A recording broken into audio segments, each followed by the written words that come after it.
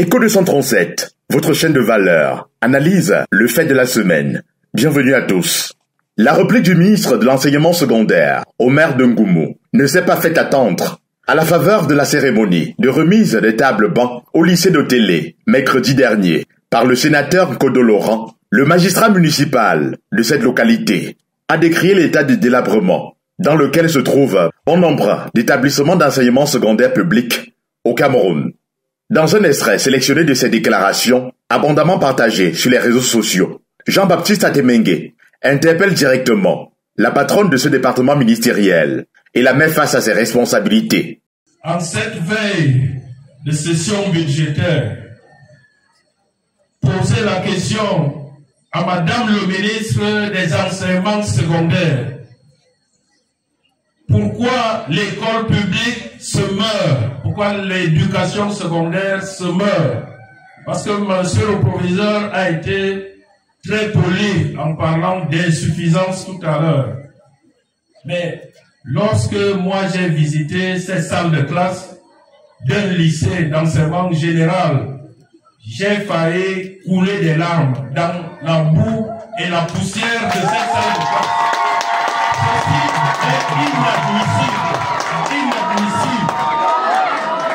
Et si nous ne vous le disons pas,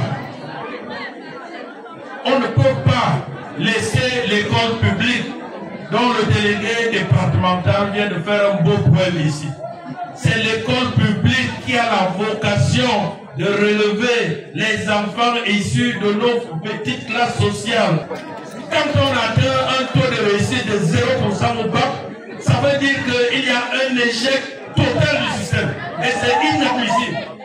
J'interpelle monsieur le sénateur, madame la sénatrice, l'État dépense chaque année 550 milliards l'année dernière. Prenons seulement 10%. Normalement, on devrait prendre 30% pour l'investissement dans les lycées. Ça fait combien de milliards? 150 milliards. Et chaque conseil régional aurait 30 milliards. Il n'y aurait pas des poubelles comme ça comme lycée. J'espère que quand vous allez au Sénat demain, vous allez poser la question.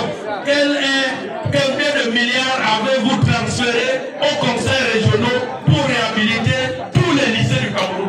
24 heures seulement après, Pauline Nalova-Lyonga va adresser une correspondance au maire de Ngoumou, dans laquelle elle justifie l'effectivité du transfert de compétences du ministère des enseignements secondaires aux régions, tel que décrié par l'exécutif municipal, tout en exprimant son étonnement de voir un élu arborant l'écharpe tricolore partager gratuitement et solennellement des informations erronées. Nalova-Lyonga souligne que dans la structure du budget du ministère de l'enseignement secondaire, qui fait partie de la loi des finances 2024, l'État n'a pas pu allouer plus de 2,6 milliards aux compétences transférées aux régions. Et les 10 dotations ont été transférées aux conseils régionaux, qui les ont allouées aux projets qu'ils ont estimés prioritaires. Dans cette même approche justificative, le ministre rappelle à l'attention du maire de Ngoumou que des délégations ponctuelles de crédits de fonctionnement d'un montant total de plus d'1 milliard de francs CFA ont été accordées aux conseils régionaux. Des crédits destinés à la réhabilitation des infrastructures scolaires sinistrées. Parlant de l'insalubrité décriée au lycée d'Otélé, Nalova-Lyonga rejette la responsabilité sur le maire de Ngoumou qui protège et encourage, selon elle, l'incivisme et l'indiscipline des jeunes de sa circonscription et veut faire croire que c'est au ministre de venir s'occuper de la propreté dans un établissement secondaire. En répondant aux accusations formulées par le maire de Ngoumou, Madame le ministre de l'enseignement secondaire a-t-elle attisé une autre polémique?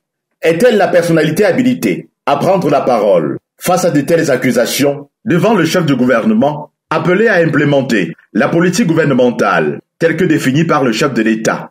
Tout compte fait, cette sortie publique du maire de Ngoumou, qui déplore la mauvaise politique de la décentralisation, est jugée d'acte courageux venant d'un élu militant engagé du RDPC, le parti au pouvoir. Les manquements relevés par Jean-Baptiste Atemengue interviennent dans un contexte marqué par une récurrence des dénonciations observées depuis quelques semaines au sein du gouvernement Parmi celles qui ont retenu plus d'attention, l'opinion a encore en mémoire la sortie historique du ministre délégué général à la Sûreté nationale décriant le mauvais état des routes au Cameroun. Pourquoi c'est seulement maintenant que ces apparatchiks du pouvoir se rendent compte de ces manquements longtemps décriés par la population?